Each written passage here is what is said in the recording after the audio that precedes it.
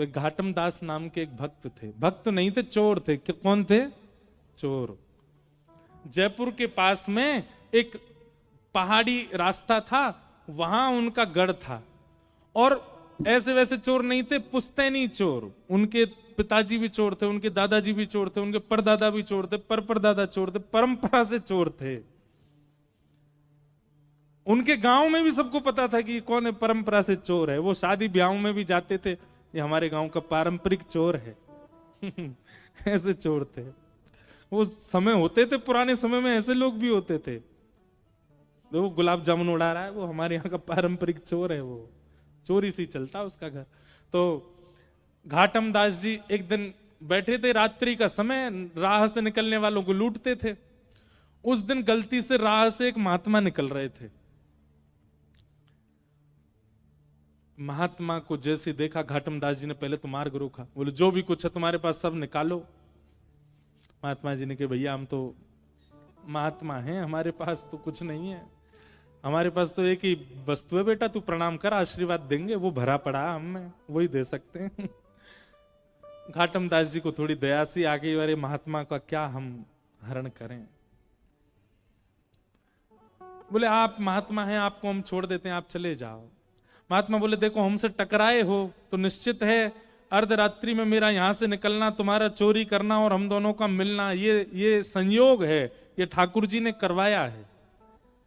इसलिए तुम कुछ पूछो, हम तुमको कुछ देके जाना तो चाहते हैं, अब मिले हैं तो थोड़ा सत्संग हो जाए।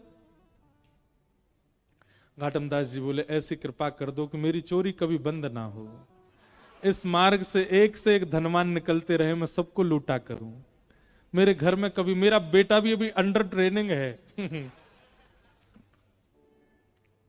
महात्मा जी बोले देखो ये तो तुम्हारी इच्छा है, पर संत जन कभी कभी अपनी तरफ से प्रसाद देते हैं, हम अपनी तरफ से दे रहे हैं। बोले क्या? पहले तो महात्मा जी ने कहा चोरी छोड़ दो। बोले ये तो हो ही नहीं सकता, ये तो हमारे रक्त में है महाराज, ये तो परंपरा से हम चोर हैं, ये कैसे छोड़ सकते हैं? आपके लिए ये काम पाप होगा, मेरे लिए तो ये धर्म है। मैं तो चोरी करने के बाद में जिसकी मैंने चोरी करी है उसको प्रणाम करके जाता हूं कि वो मेरा दानदाता है, उसने मुझको दिया, मेरा घर चलेगा उससे, ये तो मेरा परंपरागत है महाराज, मैं कैसे छोड़ सकता हूं? तो महात्मा बोले ठीक है, तो फिर तीन बात हमारी मानो। क्या? पहली बात, कभी भी झूठ नहीं बोलोगे। चोरी करो, तुम अब चोरी करो, हम तुमको छूट दे रहे हैं, पर हमारी 3 बात मानो। क्या? पहली बात, कभी झूठ नहीं बोलोगे। नहीं बोलेंगे। जो भी वस्तु लोगे, जो भी वस्तु जीवन में आएगी, घर में आएगी, पहले ठाकुर जी को निवेदित करोगे, तब अपने प्रयोग में लोगे। घाटम दास बोले जी। और तीसरा काम, राह में चलते हुए कभी कोई संत मिल जाए, कभी ठाकुर जी का मंदिर दिख जाए, कोई आश्रम दिख जाए, कितनी भी जल्दी में होगे, 2 मिनट रुक करके प्रणाम करोगे, वंदन करोगे, परिक्रमा करोगे, तभी आगे बढ़ोगे। ये 3 काम तुम अपने जीवन भर करते रहना। बस ये तीन बात हमारी मान लो, हम मान लेंगे कि हमारा तुम्हारा मिलना सार्थक हुआ। घाटम दास जी बोले इसमें मेरा कोई घाटा नहीं है, मैं तीनों करूंगा। आज के बाद सत्य बोलूंगा, जो भी वस्तु जीवन में लाऊंगा ठाकुर जी को निवेदित करूंगा, और मार्ग में कोई भी भगवत स्थान मिलेगा उसको प्रणाम करूंगा, परिक्रमा करूंगा, तभी आगे बढ़ूंगा, चाहे कितनी भी जल्दी में हूं। महात्मा बोले बस ये कर दो। ठीक है, अभी हेलीकॉप्टर मत देखना, सब इधर देखो, कथा सुनो मेरी ध्यान से। हमने तो कही थी कोई कथा कीर्तन में उड़ा दी हो भैया, नहीं तो सब यही को देखेंगे। अभी हम कीर्तन गाएंगे तब उड़ा देना, अभी बिठा लो इसको, लैंड कर दो। इधर देखो सब लोग, क्या सुना रहे थे हम? 3 बातें घाटम दास को बताई महात्मा ने। देखो, महात्मा की बात को, किसी महत् पुरुष की बात को, किसी सज्जन की बात को बस मान लो, उसी से कल्याण हो जाता है। घाटम दास जी बढ़िया नियम का पालन करने लगे जो गुरुजी ने बताया। धीमे धीमे धीमे घाटम दास की खूब चोरी होने लगी महाराज, बड़े बड़े उसने लूट लिए, और वो इसमें मानता था मेरे गुरु की कृपा है। एक दिन उसने खोजे वो महात्मा कहां हैं, और उनका आश्रम ढूंढ लिया। अब तो घाटम दास क्या करता, साल भर की कमाई में से दशांश अपने गुरुजी के यहाँ दे आता। भंडारा करो गुरुजी, मंदिर बनवा दो, बढ़िया, आपकी कृपा से सब बढ़िया चल रहा है। लेकिन गुरु कृपा कभी तो होनी थी। एक दिन घाटम दास ने सोचा, मुझे रोज चोरी करनी पड़ती है तब भरपाई होती है, कोई ऐसी चोरी हो कि एक बार की चोरी में ही इतना कोटा आ जाए कि मेरी मृत्यु पर्यंत मुझे ना करनी पड़े, और उससे मेरा घर भी चल जाए, गुरुजी के आश्रम में भी कुछ ना कुछ दान दक्षिणा होती रहे। तो घाटम ने सोचा कि आज तक मैंने सेठ साहूकार लूटे हैं, आज अपने नगर के राजा को लूटूं। और कैसे लूटूं? बोले राजा का इतने सारे घोड़े हैं, उनमें से सबसे सुंदर एक काला घोड़ा है, एक श्वेत घोड़ा है, सफेद घोड़ा। अगर वो चुरा करके बेच दूंगा तो इतना धन मिलेगा कि मुझे कहीं नहीं जाना पड़ेगा। घाटम दास पहुंच गए चोरी करने राजा के यहां। जैसे ही प्रवेश करने लगे, द्वारपालों ने रोक दिया। कौन हो? घाटम दास। क्या करने आए हो? बोले चोरी करने आए हैं। झूठ तो बोलता नहीं है।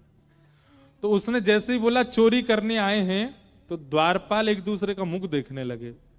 तो दूसरा द्वारपाल बोला उससे, ये जरूर राजा का कोई गुप्तचर है, हमने रोक दिया तो बुरा मान के बोल रहा चोरी करने आया हूं, बुरा लग गया इसको, हमारी बात हमने रोक दिया, इसको बुरा लग गया। अरे भैया बुरा नहीं मानो, जाओ जाओ भीतर जाओ। आप बुरा क्यों मान रहे हैं? जाइए भीतर, आप राजा के गुप्तचर हैं। भीतर गए। भीतर जाकर के अश्वालय जहां पे सब घोड़े बंधे थे, वहां से सफेद घोड़ा निकाला, उस पर बैठ गए। घोड़े पे बैठ के बाहर आए तो द्वारपालों ने फिर देखा और देख करके बोले भैया क्या किया अंदर? बोले घोड़ा की चोरी करी, और चोरी करके अब जा रहे हैं, इसको जाके बेच देंगे, उससे धन मिलेगा, उससे घर चलाएंगे। अरे भैया तुम बुरा नहीं मानो ना, जाओ। आप इतना बुरा क्यों मान जाते हो? आप इतना क्रोध क्यों? जाइए जाइए आप। घाटम दास मनी मन सोच, जय हो गुरु जी, बड़ी कृपा आपकी, सत्य बोलने का क्या फल मिल रहा हमको। घाटम दास निकल गए घोड़ा लेके। सुबह सुबह 4-5 बजे का समय होगा। थोड़ी देर बाद राजा उठा। राजा उठते ही आखेट को वन में जाने का उसका मन हुआ। तुरंत वो अश्वालय में गया। वहां जाकर के उसने अपने प्रिय घोड़े को ढूंढा, नहीं मिला। सबको हल्ला किया, मेरा घोड़ा कहां गया यहां से। बात घूमते घूमते द्वारपालों पे पहुंची। सब द्वारपाल बोले महाराज आपका गुप्तचर आया था ना, वही लेके चला गया। बोले मेरा गुप्तचर? मेरा कोई गुप्तचर नहीं, मैं तो सो के अभी उठा हूं, हाथ मुंह धो के आखेट को वन में जा रहा हूं। अरे महाराज एक व्यक्ति आया था और उसने आके हमसे कहा था हम चोरी करने आए। मैंने कहा भाई चोर इतना सत्य थोड़ी बोलेगा चोरी करने आए। और वो घोड़े पे बैठ के गया, बोला मैं जाऊंगा, बेचूंगा, धन कमा के घर वालों को दूंगा। वही लेके गया। पकड़ो, पीछा करो उसका, जहां भी मिले उसको बांध लो, पकड़ के लाओ। घाटम दास जी तुरंत घोड़ा भगा रहे थे। बोले जल्दी घर पहुंचूं, पीछे सैनिक पड़ेंगे अभी। और पीछे सैनिक पड़ ही गए थे। इतने में ही घाटम दास जी को एक राम जी का मंदिर दिखा। गुरु जी की दूसरी आज्ञा क्या थी? कभी भी कोई मंदिर, देवालय, आश्रम दिखे तो रुकना है, चाहे कितनी भी जल्दी में हो। और इस समय घाटम दास का रुकना घातक है, लेकिन फिर भी गुरु आज्ञा मान के रोक गए। घोड़ा बाहर बांध दिया, भीतर चले गए, राम जी को प्रणाम किया, परिक्रमा करी। उसमें भी जल्दीबाजी नहीं, भाव से, गुरु जी की जैसी आज्ञा थी। महाराज अच्छा हाँ, एक आज्ञा तो हमने बताई नहीं। जो भी सामग्री लेते थे ठाकुर जी को निवेदित करते थे। तो राम जैसे वो घोड़ा चुराया, घोड़ा चुराते ही सबसे पहले उसका स्पर्श करके, हे राम जी ये आपका है, इसको स्वीकार करो, राम जी को निवेदित करके तब चोरी करता था। तो राम जी को निवेदन करने के कारण और गुरु आज्ञा मानने के कारण राम जी इतने रीझ गए उससे कि बाहर जो अश्व खड़ा था वो था सफेद, पर जब तक सैनिक आए वो पूरा काला पड़ चुका था। सैनिकों ने अश्व को देखा, अश्व की कद काठी और उसका रूप देख करके बोले ये है तो हमारे राजा का ही, पर ये काला सा कैसे हो गया। तभी भीतर देखा तो घाटम दास, द्वारपालों ने कहा यही है, यही चुरा के ले गया था।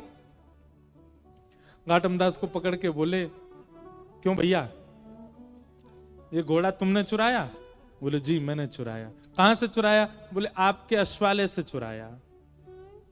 बोले ये तो श्वेत था, ये काला कैसे हो गया? बोले ये मुझे नहीं पता, पर जब ये मिला था तो मैंने बस ठाकुर जी को निवेदित कर दिया। ठाकुर जी को निवेदित करने के बाद ये काला कब पड़ा, अब ये मुझे नहीं पता। अब भैया ये तुम्हारे राजा का थोड़ी, अब तो ये राम जी का हो गया। अब राम जी को जैसा घोड़ा प्रिय लगता होगा वैसा बन गया, उनको सांवला प्रिय होगा इसलिए सांवला बन गया। सैनिक बोले क्या उटपटांग बातें करता है, इसको पकड़ के ले चलो राजा के पास। राजा के पास ले गए, राजा अपना घोड़ा देख के हैरान, बोले ये काला कैसे हो गया, ये मेरा घोड़ा नहीं है। अब घाटम कह रहा नहीं नहीं, ये आपके यहां का ही घोड़ा है पर आपका नहीं है, अब ये राम जी का हो गया है, अभी राम जी का है और उनकी प्रसादी में स्वीकार कर रहा हूं। सब आश्चर्य में बोले सच भी बोल रहा है और इसकी बातों पे विश्वास भी नहीं हो रहा, घोड़ा काला पड़ गया है, क्या क्या चल रहा है समझ नहीं आ रहा। तो राजा बोला मुझे एक बात याद है, मेरे घोड़े के गले पर एक मस्सा है, यदि वो मस्सा इसके है तो ये घोड़ा मेरा है। जैसे उसका गला देखा तो वहां मस्सा था। अब सब उसको पूछा ये काला कैसे पड़ा? बोले नहला के देख लो, धुला के देख लो, रगड़ के देख लो, मैंने कोई रंग नहीं पोता इस पे। राजा को विश्वास करना पड़ा उसकी बात पर। बोले ये काला हुआ कैसे? बोले मैंने राम जी को निवेदित किया था।